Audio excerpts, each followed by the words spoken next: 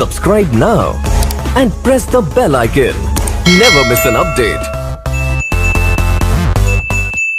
Hello friends, welcome to my YouTube channel English Classes by Rakesh sir.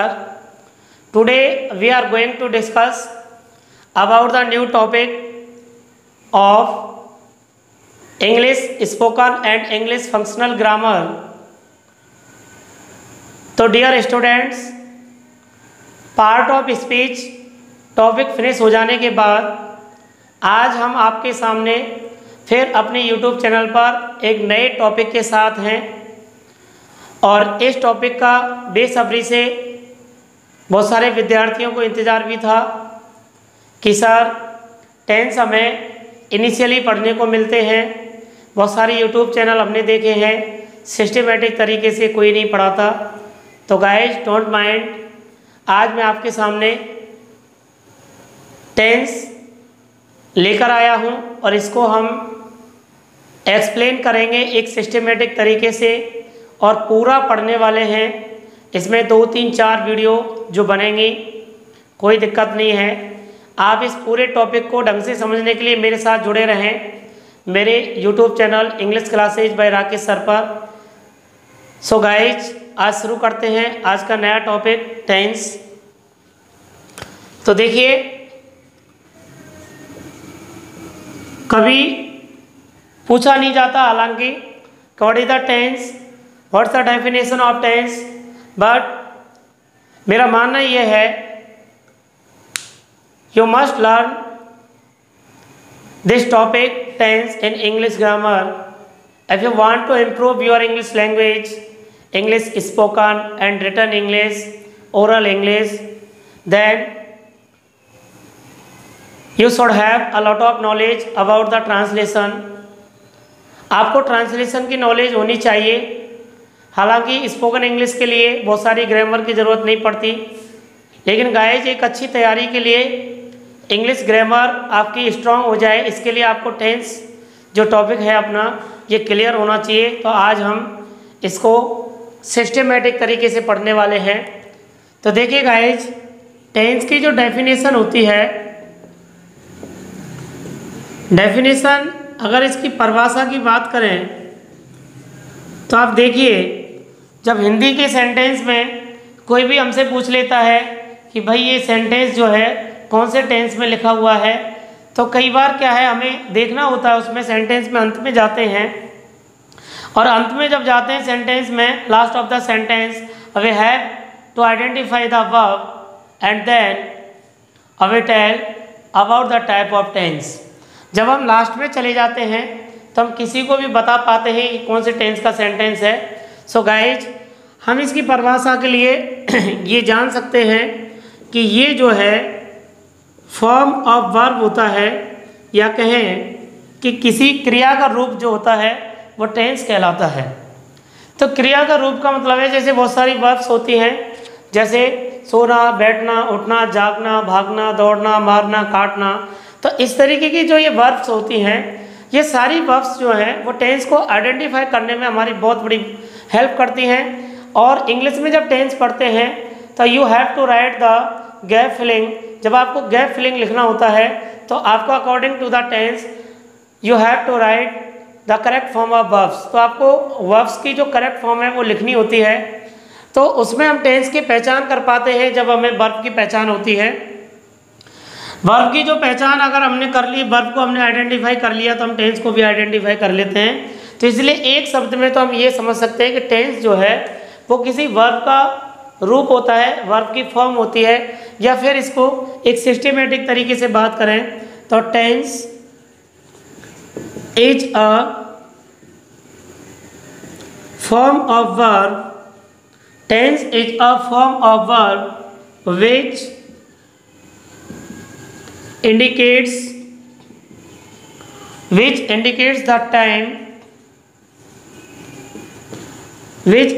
the time and action.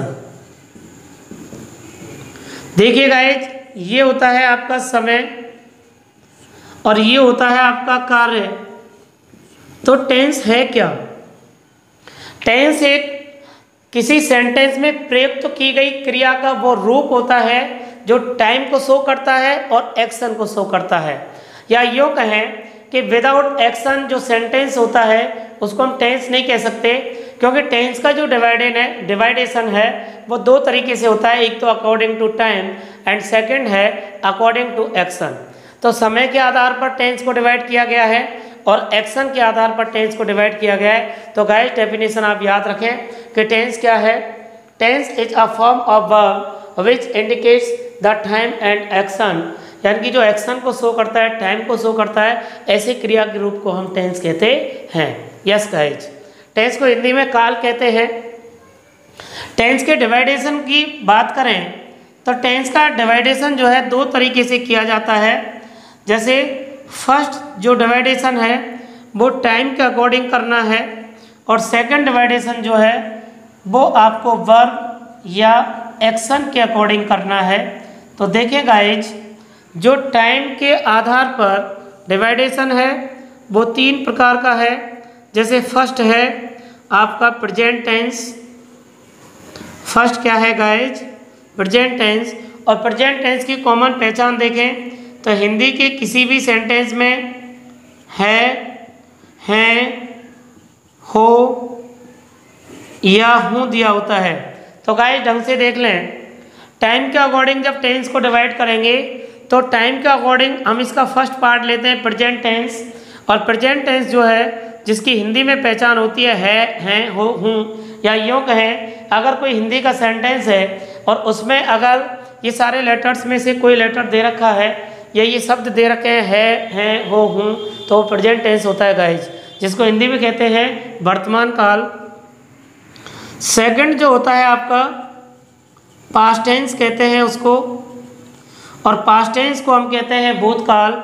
इसके जो common word होते हैं जिनसे हम हिंदी के सेंटेंस की पहचान करते हैं तो वो होते हैं गाइज था, थी, थे। इस तरीके से जो तीसरा पार्ट होता है इसका वो फ्यूचर टेंस होता है, फ्यूचर टेंस। तो गाइस देखिए, फ्यूचर टेंस की जो कॉमन पहचान है गा, गी, गे।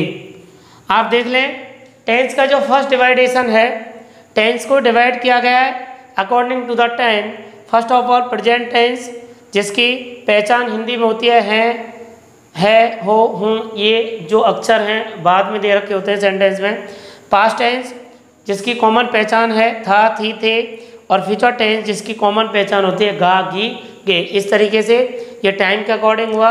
और गाइस देखें यहाँ पर वर्ब या एक्शन के अकॉर्डिंग कैसे डिवाइडेशन है इसका।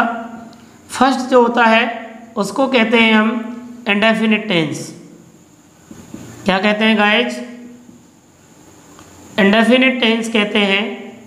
इंडेफिनिट टेंस जो होता है present indefinite, past indefinite, future indefinite, इस तरीके से इंडेफिनिट इन तीनों के साथ जुड़ता है। तो ये तीनों के साथ present indefinite, past indefinite, future indefinite ऐसे बन जाता है। और इसका जो सेकंड टाइप है इसको हिंदी में अनिश्चित काल कहते हैं। दूसरा है कंटिन्यूअस। कंटिन्यूअस को हम प्रोग्रेसिव भी कह सकते हैं, प्रोग्रेसिव। तीसरा है guys perfect tense. Perfect tense. और चौथा है परफेक्ट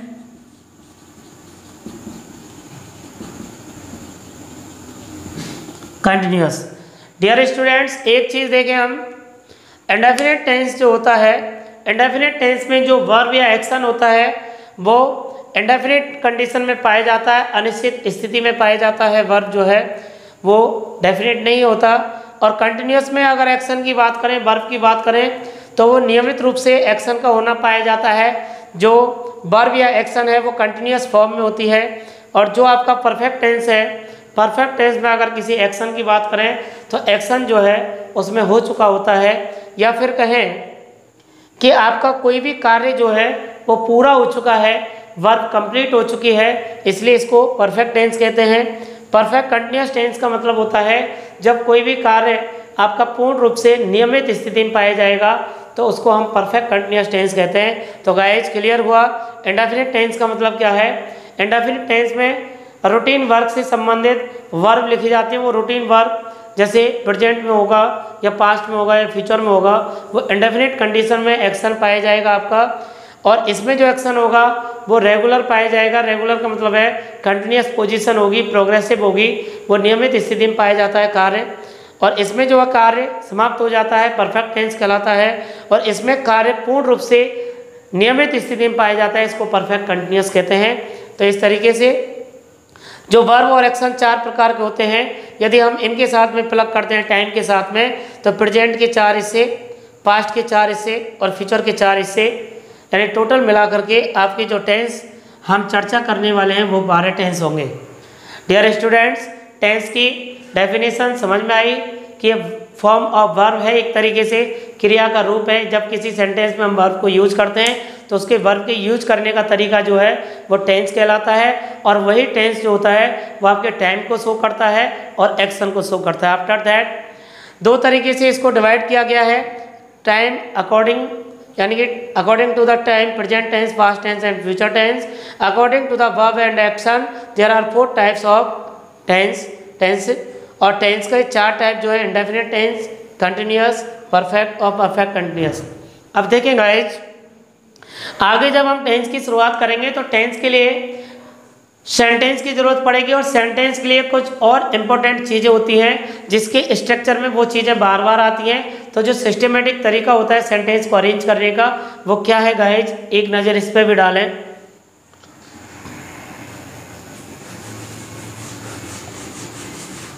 देखें, अब जब आपने टेंस का इंट्रोडक्शन कर लिया है तो टेंस के इंट्रोडक्शन में अब आप देखें कुछ चीज़ें जो हैं, जैसे टेंस को हम सेंटेंस में कन्वर्ट करेंगे तो वो सेंटेंस देख लें एक बार। जो सेंटेंस है, सेंटेंस को हम कहेंगे वाक्य, सेंटेंस को हम कहेंगे वाक्य। तो इस सेंटेंस के स्ट्रक्चर के लिए हमें कुछ चीज़ों की ज़रूरत पड़ती है। हम सेंटेंस पढ़ें उससे पहले आपको पढ़ना है कि सेंटेंस में कौन कौन सी इंपॉर्टेंट चीज़ होती है जिनकी ज़रूरत पड़ती है। तो डियर स्टूडेंट्स, सबसे पहले आप देखिए सब्जेक्ट्स। सब्जेक्ट्स का मतलब होता है, सब्जेक्ट होता है कर्ता। और जब भी हम स्ट्रक्चर पढ़ेंगे, जैसे कई बार कहेंगे भाई देखिए अफर्मेटिव सेंटेंस है, सब्जेक्ट आएगा पहले, नेगेटिव में भी सब्जेक्ट आएगा, इंटेरोगेटिव सेंटेंस में सब्जेक्ट हेल्पिंग वर्ब के बाद आता है, इंटेरोगेटिव एंड नेगेटिव में भी हेल्पिंग वर्ब के बाद आता है। लेकिन what is subject, how to identify the subject in any sentence. किसी भी सेंटेंस में आप सब्जेक्ट को आइडेंटिफाई कैसे करेंगे, है ना। व्हाट टाइप ऑफ सब्जेक्ट्स, देखिए आप, जो कार्य करने वाला होता है, कार्य करने वाला, जो कार्य करने वाला है वो आपका सब्जेक्ट है।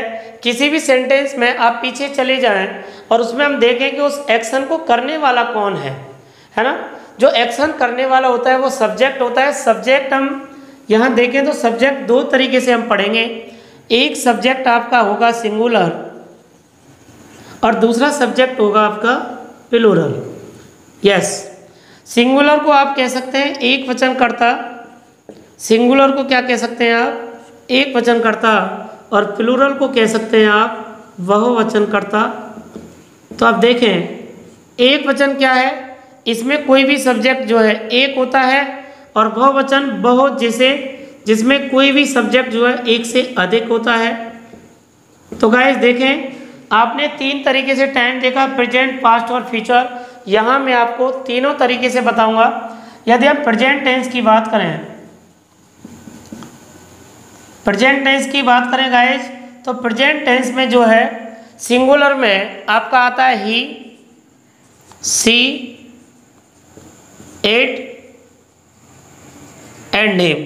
तो ये आपकी सिंगुलर फॉर्म है किसी भी सब्जेक्ट की।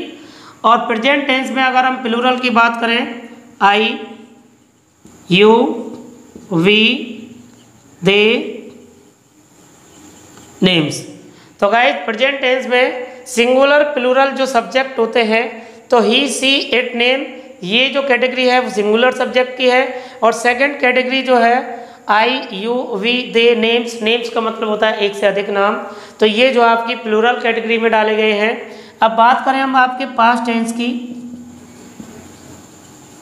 जो आपका पास्ट टेंस है गाइज, पास्ट टेंस में आप देखें सिंगुलर में सेम होते हैं ये, लेकिन इनके अलावा हम आई को भी इसमें डाल देते हैं, आई को डाल देते हैं तो वो पास्ट टेंस में सिंगुलर में चला जाता है। और यदि इसमें देखें तो इसमें रह जाता है आपका you, we, they and names. इस तरीके से ये पास्ट की कैटेगरी है। और पास्ट में भी सिंगुलर प्लूरल आपको एक ही टेंस में देखना है, पास्ट कंटिन्यूअस में, otherwise past indefinite, past perfect and past perfect continuous. तो आप देखेंगे डियर स्टूडेंट्स, इसमें सिंगुलर प्लूरल डजंट मैटर, कोई फर्क नहीं पड़ता, एक वचन बहुवचन के अनुसार वर्ब नहीं आएगी, वो ऑल सब्जेक्ट्स के साथ कॉमन आएगी। ये हम विस्तार से पढ़ेंगे आगे जाके।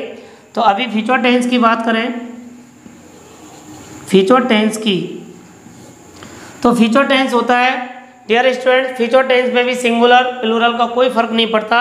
इसमें आप दो कैटेगरी पढ़ेंगे, एक कैटेगरी में दो सब्जेक्ट पढ़ेंगे आप आई और वी, और सेकंड कैटेगरी में आप अदर्स सारे पढ़ेंगे, यानी दुनिया के सारे सब्जेक्ट्स जो होते हैं वो अदर में रखे गए हैं, और जो आपके आई और वी हैं वो एक कैटेगरी में रखे गए हैं।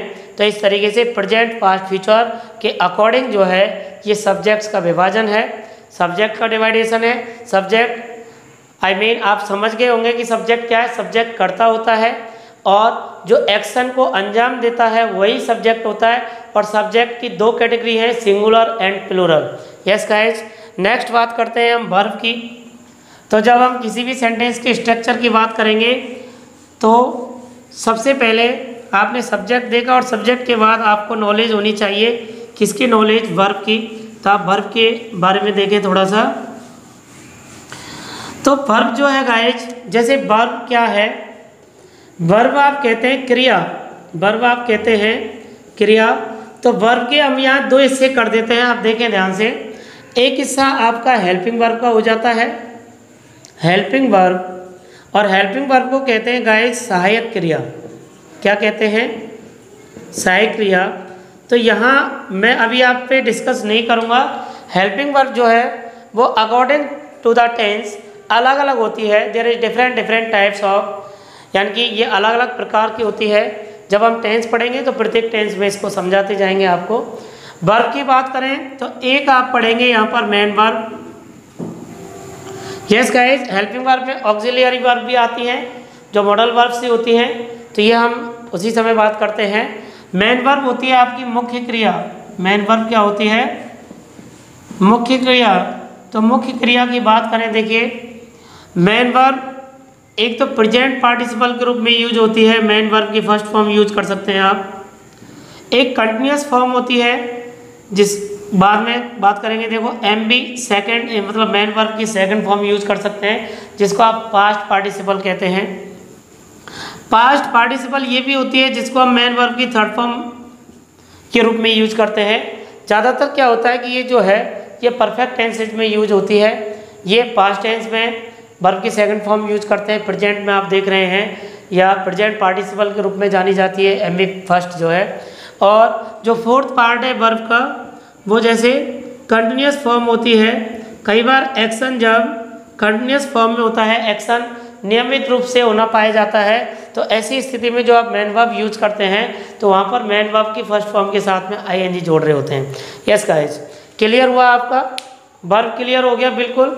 वर्ब के दो हिस्से पढ़ेंगे आप यहाँ पे, हेल्पिंग वर्ब की जरूरत पड़ेगी आपको स्ट्रक्चर में, और फिर आपको मेन वर्ब की जरूरत पड़ेगी जब आप किसी टेंस को सेंटेंस में कन्वर्ट करेंगे।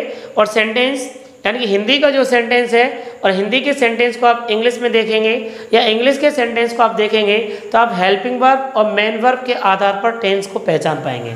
यस डियर स्टूडेंट्स, इतना सा क्लियर है यहाँ तक। अब नेक्स्ट बात करते हैं हम ऑब्जेक्ट की। तो ऑब्जेक्ट आप सब जानते हैं, ऑब्जेक्ट जो है कर्म होता है, ऑब्जेक्ट कर्म होता है। और ऑब्जेक्ट की अगर बात करते हैं तो ऑब्जेक्ट होता क्या है, ऑब्जेक्ट होता है कर्म, यानी कि जो सब्जेक्ट का उद्देश्य होता है, पर्पज होता है, ये भी दो तरीके का होता है। जैसे एक तो डायरेक्ट ऑब्जेक्ट होता है, डायरेक्ट ऑब्जेक्ट यानी कि डायरेक्ट ऑब्जेक्ट का मतलब है जो सब्जेक्ट पर डायरेक्ट इंप्रेशन रहता है उसका, और एक होता है इनडायरेक्ट ऑब्जेक्ट। क्या होता है, इनडायरेक्ट ऑब्जेक्ट। तो इस तरीके से ऑब्जेक्ट दो कैटेगरीज में है। जैसे हमने कहा I gave him a pen, तो हिम भी क्या हुआ, ऑब्जेक्ट हुआ, अ पेन भी क्या हुआ, ऑब्जेक्ट हुआ, है ना। जैसे मैं रिपीट कर दूं, I gave him a pen, तो हिम जो है वो भी ऑब्जेक्ट है और अ पेन जो है वो भी ऑब्जेक्ट है। इस तरीके से दो ऑब्जेक्ट होते हैं। बाकी सारी चीज़ें हम एसेट्रा में डालने वाले हैं, ईटीसी में डालने वाले हैं या अदर वर्ड्स में डालने वाले हैं। इस तरीके से ये चीज़ क्लियर हुई। अब हम सीधे ले चलते हैं आपको सेंटेंस की तरफ। तो आप देखिए सेंटेंस कैसे अरेंज किए जाते हैं। सारे सेंटेंस में आपको अभी समझा दिया जाता हूँ। 4 प्रकार के सेंटेंस होंगे जो आप टेंस के अकॉर्डिंग स्ट्रक्चर के आधार पर पढ़ेंगे। वैसे सेंटेंस 7-8 प्रकार के होते हैं, उनसे हमारा लेना देना यहाँ पे नहीं है।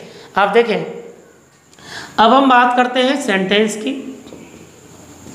तो देखें गाइस, सेंटेंस का मतलब जैसे अभी हमने चर्चा की थी, वाक्य होता है। सबसे पहले जो सेंटेंस आता है अफर्मेटिव सेंटेंस होता है। डियर स्टूडेंट्स, अफर्मेटिव सेंटेंस को आप पॉजिटिव सेंटेंस भी कह सकते हैं। क्या कह सकते हैं? Positive sentence. और पॉजिटिव सेंटेंस का मतलब है आप इसको भाई सिंपल सेंटेंस कह दीजिए, सिंपल सेंटेंस। इसका मतलब है, देखिए अफर्मेटिव एक्चुअल में क्या होता है, सकारात्मक होता है। क्या होता है? ये सकारात्मक वाक्य होता है। और पॉजिटिव का मतलब भी, जैसे पॉजिटिव आप जानते हैं ये सकारात्मक होता है। और सिंपल का मतलब होता है, आप इसको कह सकते हैं साधारण वाक्य। क्या कह सकते हैं गाइज? साधारण वाक्य कह सकते हैं। तो आप देख लीजिए, जो फर्स्ट पार्ट है सेंटेंस का, ये सेंटेंस पढ़ रहे हैं और सेंटेंस में सबसे पहला जो भाग है वो अफर्मेटिव सेंटेंस का है या पॉजिटिव सेंटेंस का है, या इसको कह सकते हैं सिंपल सेंटेंस। तो आइए अब हम जानते हैं कि सिंपल सेंटेंस या अफर्मेटिव सेंटेंस का स्ट्रक्चर किस तरीके का होता है। और हम ये बात करेंगे तो कॉमन सारे टेंसेज पे बात करेंगे, किसी पार्टिकुलर एक टेंस के लिए ये व्यवस्था नहीं है। टेंस आप 12 पढ़ेंगे, 12 की 12 टेंस में जब अफर्मेटिव सेंटेंस की बात आएगी तो अफर्मेटिव सेंटेंस का जो मैनेजमेंट होता है, जो ये कहें कि जो सिस्टम होता है वो ऐसे ही होता है। देखिए आप, सबसे पहले सब्जेक्ट रखा जाता है इसमें, और सब्जेक्ट के बाद में रखी जाती है आपकी वर्ब। और वर्ब के आप 2 हिस्से पढ़ चुके हैं। एक तो आपका हेल्पिंग वर्ब, क्या पढ़ चुके हैं? Helping verb. और दूसरा आपका मेन वर्ब। तो गाइज प्रत्येक टेंस के अकॉर्डिंग हम अलग अलग पढ़ेंगे। मेन वर्ब भी अलग अलग तरीके से यूज होती है, हेल्पिंग वर्ब भी अलग अलग होती है। लेकिन आप स्ट्रक्चर समझें, सब्जेक्ट प्लस वर्ब, यानी कि एस के बाद में वी आता है, सब्जेक्ट वर्ब, और फिर लिखेंगे हम ऑब्जेक्ट। फिर क्या लिखेंगे? ऑब्जेक्ट। और फिर बाकी की सारी चीज़ें हम ईटीसी में डालते हैं। इसको हम ये भी कह सकते हैं SVO। SVO ये आपका अफर्मेटिव सेंटेंस होता है। अफर्मेटिव सेंटेंस की बात करें, सकारात्मक साधारण वाक्य की बात करें, तो डियर स्टूडेंट सबसे पहले आपको सब्जेक्ट देखना है, फिर वर्ब देखनी है, फिर ऑब्जेक्ट देखना है। इसके बाद क्या है, फिर तो जैसे ऑब्जेक्ट कंप्लीमेंट होता है, एडवर्बियल्स दे रखे होते हैं, इस तरीके से। लेकिन वो सारी चीज़ें हमने ईटीसी में डाल देते हैं। तो मैं सोचता हूँ कि आपका ये अफर्मेटिव सेंटेंस का जो सिस्टमेटिक तरीका है वो सिस्टम आपने समझ लिया होगा। सब्जेक्ट, वर्ब, ऑब्जेक्ट और बाकी सारी चीज़ें हम अदर वर्ड्स में या ईटीसी में डाल देते हैं। तो गाइज इस तरीके से इसका जो सेकंड सेंटेंस होता है वो होता है negative sentence. Negative sentence, negative sentence को कहते हैं आप नकारात्मक वाक्य। नकारात्मक वाक्य, तो नकारात्मक वाक्य क्या होता है? सेम होता है। देखिए सब्जेक्ट आएगा पहले, फिर क्या है कि ये जो वर्ब है, यहाँ पर जो वर्ब है, देखिए आप, ये वर्ब है और ये ऑब्जेक्ट है, सेम है सब। लेकिन आप क्या करोगे, यहाँ जो 2 हिस्से किए हैं आपने, एक तो हेल्पिंग वर्ब का और एक आपने मेन वर्ब का। तो गाइज इन दोनों के बीच में आ जाएगा नोट। देख लें ध्यान से, SVO यही सिस्टम है अफर्मेटिव सेंटेंस का। लेकिन SVO, अब ये वी जो है इसके 2 हिस्से हैं, एक तो हेल्पिंग वर्ब, एक मेन वर्ब। कोई भी टेंस हो और किसी भी टेंस का नेगेटिव सेंटेंस पढ़ें तो आपको आफ्टर हेल्पिंग वर्ब नॉट लिखना है बिफोर द मेन वर्ब, यानी मेन वर्ब से पहले आपने क्या लिखना है?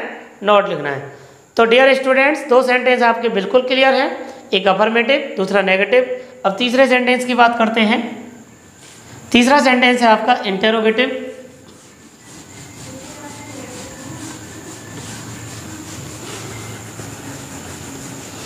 इंटेरोगेटिव सेंटेंस देखिए, जो थर्ड है इंटेरोगेटिव सेंटेंस।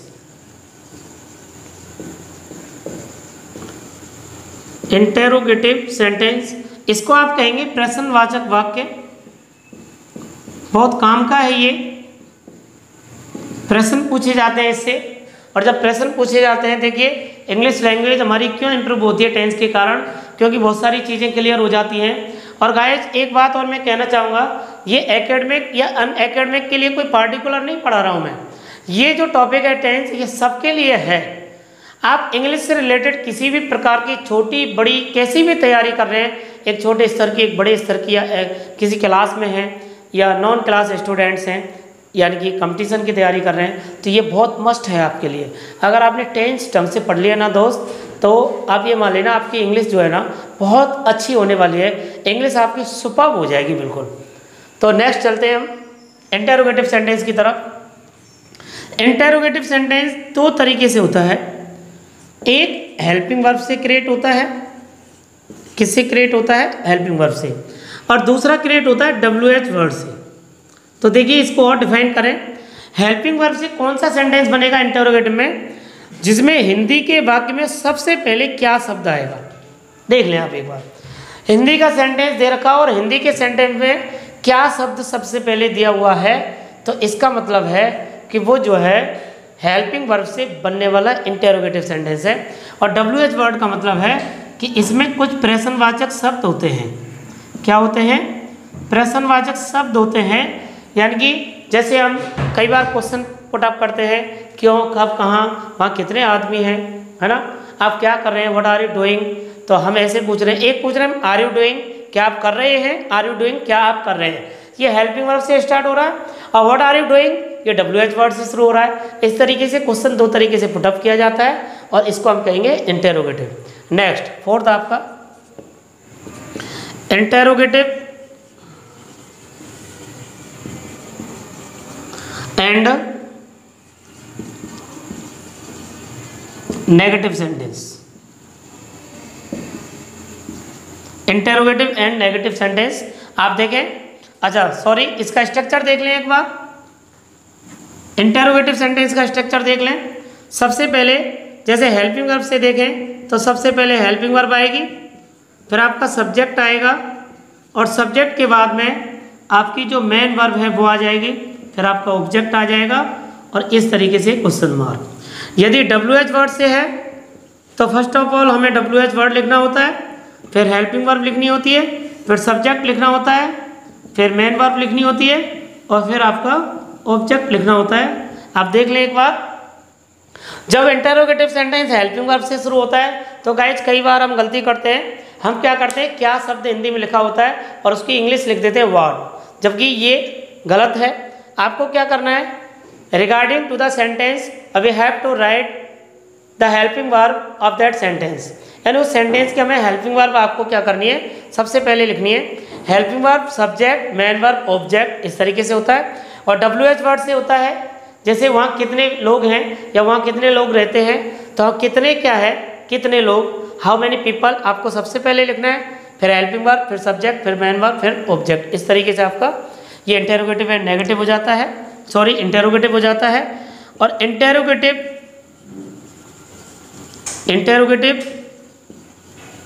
एंड नेगेटिव की बात करें, इंटेरोगेटिव एंड नेगेटिव की बात करें, इसका मतलब होता है प्रश्नवाचक व नकारात्मक वाक्य। तो आप देखें इसके भी वही दो हिस्से हैं। एक हिस्सा होता है आपका हेल्पिंग वर्ब का और दूसरा हिस्सा होता है आपका WH वर्ड का। फर्क क्या है, जैसे स्ट्रक्चर देख लें। आप सबसे पहले लिखेंगे हेल्पिंग वर्ब, फिर आप लिखेंगे सब्जेक्ट और सब्जेक्ट के बाद में आपको नोट लगाना है। उसके बाद आपकी मेन वर्ब आ जाएगी, फिर आपका ऑब्जेक्ट आ जाएगा और ऑब्जेक्ट के बाद क्वेश्चन मार्क, जो भी कुछ लिखा हुआ है वो आ जाएगा।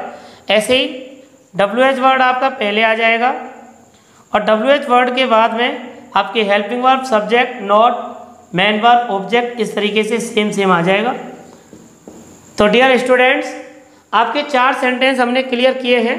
आप याद रखना, एस वी ओ ये आपका अफर्मेटिव सेंटेंस होता है। एस और हेल्पिंग वर्ब यानी कि एस एच वी नॉट और एम वी, या आप कहें कि एस वी ओ ही है लेकिन वी के साथ में नॉट और आ जाता है, वो नेगेटिव सेंटेंस होता है। इंटेरोगेटिव में क्या होता है? Helping verb, subject, main verb, object. WH word है तो सबसे पहले लिख दीजिए। इंटेरोगेटिव एंड नेगेटिव में क्या होता है? Helping verb, subject, not, main verb, object. WH word में होता है तो WH वर्ड सबसे पहले लिख देते हैं। तो इस तरीके से डियर स्टूडेंट्स, हमने टेंस की शुरुआत में जो इंट्रोडक्शन दिया आपको, जैसे टेंस क्या है, टेंस की डेफिनेशन क्या है, कैसे पहचान सकते हैं। टेंस को 4 तरीके से स्ट्रक्चर में डालेंगे, 4 प्रकार के सेंटेंस हमें हिंदी इंग्लिश में पढ़ने को मिलेंगे, और वो 4 सेंटेंसेज में हमें सब्जेक्ट की, हेल्पिंग वर्ब की, ऑब्जेक्ट की इस तरीके से ज़रूरत पड़ती है। तो ये जो है आपके सामने पूरा इंट्रोडक्शन बिल्कुल सही ढंग से और व्यवस्थित ढंग से बिल्कुल क्लियर है। अब मैं आपको कुछ WH वर्ड क्लियर कर देता हूँ यहाँ पर, कि WH वर्ड की कभी कभी जैसे ज़रूरत पड़ती है इंग्लिश में। तो ये WH वर्ड आप देख सकते हैं कौन कौन से होते हैं। गाइस, कई चीज़ें हैं, अट्रैक्टिव पोस्टर बना देते हैं, जैसे हम कहें 5 मिनट में सारे टेंस रट लो। तो गाइस ऐसे तो मैं भी 10 मिनट में बिल्कुल क्लियर कर सकता हूँ। जी हाँ, सारे टेंस 10 मिनट में क्लियर कर सकता हूँ। केवल मुझे क्या बताना है कि सेंटेंस के पीछे पहचान ये होती है और सेंटेंस में इस तरीके से वर्ब लिखते हैं, दैट्स इट। लेकिन मैं आपको पूरा पढ़ाने वाला हूँ, ऐसे फील होगा आपको जैसे आप बिल्कुल फेस टू फेस क्लास ले पा रहे हैं हमारी। आप देखें, WH वर्ड की बात करें, कुछ WH वर्ड हैं, वैसे तो आप सब जानते हैं, जैसे हु का मतलब होता है कौन, वॉट का मतलब होता है क्या, वाई का मतलब होता है क्यों, वेयर का मीन होता है कहाँ, व्हेन का मीन्स होता है कब, विच का मतलब होता है किसे, या हम कह सकते हैं कौन सा, कौन सी, कौन से। अब आप देखें व्हाट, जैसे होम का मतलब होता है किसे, इसमें किस होता है ओनली, किसे या किसको या किस से, ये ऑब्जेक्ट के बारे में पता कर रहा होता है। दूसरा होता है जैसे हुज का मतलब होता है किसका, किसकी, किसके। इस तरीके से W से स्टार्ट होने वाले सारे प्रश्नवाचक शब्द हैं। आप देख सकते हैं हाउ का मतलब होता है कैसा, कैसी, कैसे। ऐसे हाउ का आप किसी के साथ जोड़ें, हाउ फार कितनी दूर, हाउ मच और हाउ मैनी, इन दोनों का मतलब होता है कितना, कितनी, कितने। इस तरीके से आपका WH वर्ड जो है वो क्लियर है गाइज। और WH वर्ड में आप देखें तो ये सारे वो वर्ड हैं जो कहीं ना कहीं प्रश्नवाचक वाक्य में प्रश्न जब पूछे जाते हैं, जब क्वेश्चन पुटअप किया जाता है तो इन सब की ज़रूरत पड़ती है। और ये सब आप हमारे एग्जाम्पल्स में आगे पढ़ने वाले हैं। और इससे आगे अब मैं आपको टेंस की शुरुआत करूँगा। आपको सबसे पहले पढ़ाने वाला हूँ यूज ऑफ HRM, जो सिंपल प्रेजेंट टेंस होता है, और फिर उसके बाद प्रेजेंट इंडेफिनिट डायरेक्ट स्टार्ट करेंगे। तो गाइज ये वीडियो थोड़ा लंबा होगा, हो सकता है 2-3 वीडियो हों और 1-1 घंटे के हों, तो आप इसको लेंदी देखें और आप मेरे साथ बने रहें यूट्यूब चैनल पर। और जब आप बने रहेंगे रेगुलर, हमारे सारे नोटिफिकेशंस अगर आपको समय पर चाहिए और आप पहली बार हैं तो इसको आप सब्सक्राइब कर सकते हैं। और अगर आपको मेरे पढ़ाने का तरीका अच्छा लगता है, टीचिंग मेथड से आप बिल्कुल संतुष्ट हैं, तो प्लीज़ अपने दोस्तों में इसको लाइक कीजिएगा और लाइक करने के बाद शेयर भी करें ताकि बहुत सारे विद्यार्थियों को इसका बेनिफिट मिल सके। और बस मैं आपके साथ ऐसे ही बना रहूँगा। Wish you all the best. Thank you.